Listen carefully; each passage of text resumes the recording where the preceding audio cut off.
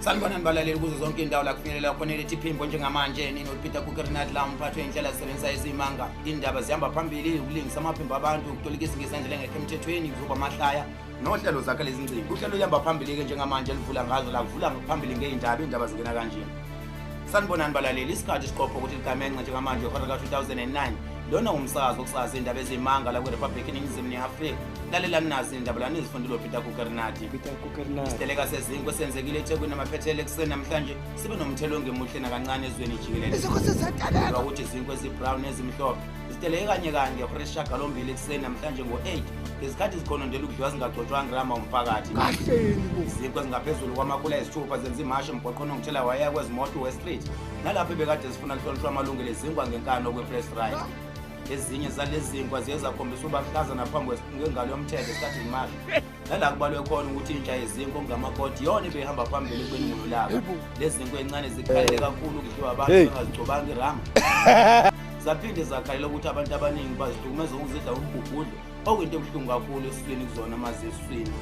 Lezi zinkwa ziye zacetha makube khona ikhomishani engamela amalungelo ezinkwa kwe-press right. Bona manjalo endaweni yaseBria kuthola lesalukwazi somdabu somlungu esineminyaka u12 ubudala sizilengisi kabuhlungu esihlahleni sikaphelepele ngokotini. Amaphoyisa asezulwini akuphikile eBria ukuthi lesalukwazi sicasula ethe siyazihlanyisa nje.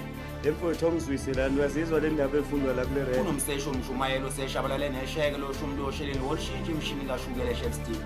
Uquqaba lokuqala liqaqanjelwa amaqaka lesikhathi liqala ukugqoka amaqhuzu. Lo mhla kakhulu nasi memezelo esiphuthumayo kuyacelwa enhlangene kwamanje uhlabeni ulawule nebenkashana phuzu umlaza ngameva. Kunegundane lomdabu elineminyaka u18 ubudala elitholela iminzi kabuhlungu emfuleni umngeni izolo kwethozo ebusuku.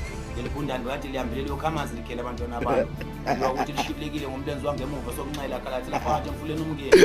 Nawunomphela namanzi lapho khona sengeneni kolwandle. Umuntu lo eligundane kuzwashawula lesithupha namhlanje kuseni lisolwa abantu abazolikhipha emanzini layifunda le ndaba zakhe. Umngeni waterboard ugolozile ukutakula leligundane bacela imetropolis kanye neSAPS okuyona mbutho omibili egoloze kakhulu ukutakula leligundane kodwa iphendule ngegama elinzima kakhulu yathi ukube leligundane bekuyisilwane esithile njengenja noma bekuyikati beyizoyitakulwa yi-SAP yodwa ngokusebenzisa umbutho we-dog unit. Yawazi izindaba efundwa kanje. Lo mhla kakhulu kunenhlekelele yengozi enzekile eswingi senye indoda izolo kusihlwa ngethiwa zo6:30 ntambama. Indoda bekade ihambile uzibuzela utshwala mase izolala unkosikazi wawo ayikhephele rice noshatini elingazange lizwana kancane eswini sale ndoda notshwala. Kubuya ukuthi bengaphansi bongaphezulu eswini sale ndoda rice noshatini shana notshwala kubanga indawo kuhlala engekho xolo omunye eswini. Nala kuziwadinga khona umbutho zokuphepha waseThekwini police station. Uthi awuphutha umngeni eswini sale ndoda ubamba utshwala njengesigila mkhubu yosifakoza nkosi. Sibonondo seyinkukhu sibe nomthelo ongenzima nakancane ezweni jikelele. Inkukhu bezikhalela lokuhlukunyezwa ezenziwa kona imihla namalanga.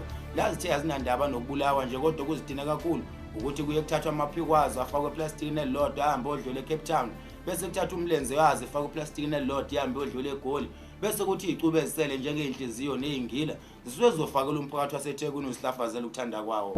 Le nkukhu ziyeza kukhalela kakhulu ngabe namalungelo ongamela iminyango wezinkukhu naleyo khale kakhulu ngokuthi ukuhlukunyezwa kona kuyaphambili. Izinja ezinecala elinde ukuthi zihambe ziyovela enkantolo enkulu yaseParliament mayelana necala lokushaya umkhulungwane kulindele ukuthi icala lazo zibe nebail elinganiselwa kumali engango-17 cent.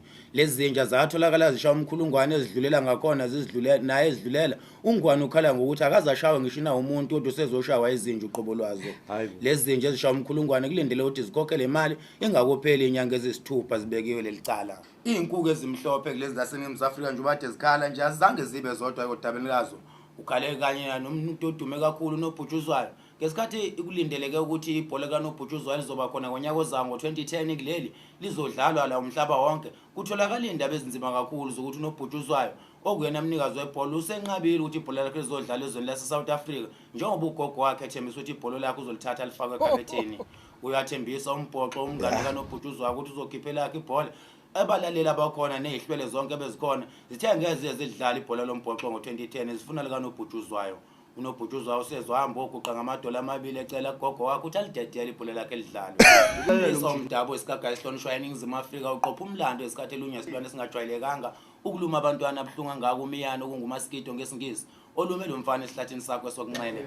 Lo mfana ukhombisa ukuba iqhaba kulo masikito kade umluma ngokuthi naye ubamba ushaya maqeda uluma ihlathi zawo zombili naye udicelela phansi.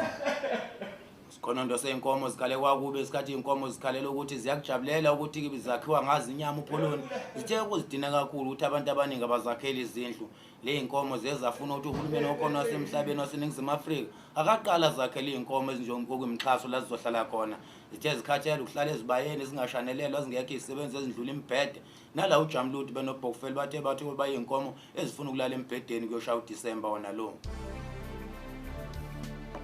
Ayike balali bakhona njengamanje singena ohlelweni losibiza ukuthi uhlelo lokulingisa amaphimbo abantu esikusebenzayo la sizosebenzisa iphimbo lomuntu osothatha phansi kwezempilo usho ngendlela sebadlula lo mhlaba sovula ngezwi ke la yaselibonga nemculo umfana umhlelo nawo bonke abakhona emhlabeni sicela ungene selibonga umculo sakwamukela endleleni ezikhona uzokulingisa ube nathi wawunohlelo lakho Radio Zulu Top 20 nozakhala ezincinci ungangena ngolodwa Radio Zulu Top 20 asazi mazulu amahlelo leshalo ushumi ingoma esibiza ngomuntu uthatha inombolo 1 Radio Top 20 uhlelo noselibonga nemculo umfana umhlelo nawo bonke abakhona emhlabeni yo man Kansas City asilibambe lapha izulu lakhe ngesikwazi ulibasa kakhulu kancane ake siphinde la sithatha insizwa lana bathi uJoshua Mlabo besebenza uRadio Zulu nawo cause FM esikhathi singaphambili ubaba okade ephila ke namhlanje abekho kodwa sisebenzisa amaphimbo abo siyawamukela baba Mlaba sicela ungene endleleni ezikhona zokulingisa amaphimbo abantu ungangena ukukhuluma noma ukuhleka noma ungenza lokho ukuthandwa siyawamukela baba Mlaba sondela eduze kwethu ngangena nje uJoshua Mlabe umfana wasekwezela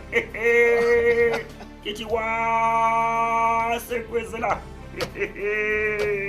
asilibambe lapha izwi laJoshua Mlabe ngasikwazi ulibasa kakhulu kancane ake sethi ukuthatha futhi ohlelo la ukulingisa amaphimbo abantu sithathe former president Dr. Nelson Mandela wabomdala kakhulu bese umhloniphe emhlabeni wonke jikelele sicela izwi lakhe lisebenzise ekukhulumeni inhlelo ezikhona ezimanga abawasekwamukela sondela eduze kwethu bingelela umphakathi ngiyanibengela la nonke bantu baseNingizimu mina Afrika ngisakhuluma ezinhlelweni zangamanga okokuqala for the first time lokho kungenxa yomlomo kaKookernut lo mlisa ukhuluma izindaba ezimanga emphakathini aphinde alingise mina nabanye bosaziwayo kuyena ngithi carry on Kookernut with your news and live carry on asilibambe lapha izwi lakhe ngesikwazi ulibasa kakhulu ake siphinde la sidonse futhi lana usijula somkhonto wenzile umntakamnisi naye wazathi umhlala phansi kwezempilo besebenza uhlelo lusithanda kakhulu ezamabhungu namatshitshi siyakwamukela ke baba sijula somkhonto la ukhona sicela ungene ngohlelo lakho ubengelela umphakathi nawo njengasemhleni sanibonani mazulu amahle ngikusijula somkhonto wenzile umntakamnisi ngikubingelele emlelo othandekayo ngithi njalo lento ungakhumbula ukhosini ngakhumbula ibhodlozi welelama sasithi ibhabhalazi labulala ubaba hey hayi injalo lento Jesus wena asimaba lapha sijula somkhonto ngesikwazi umlibasi kakhulu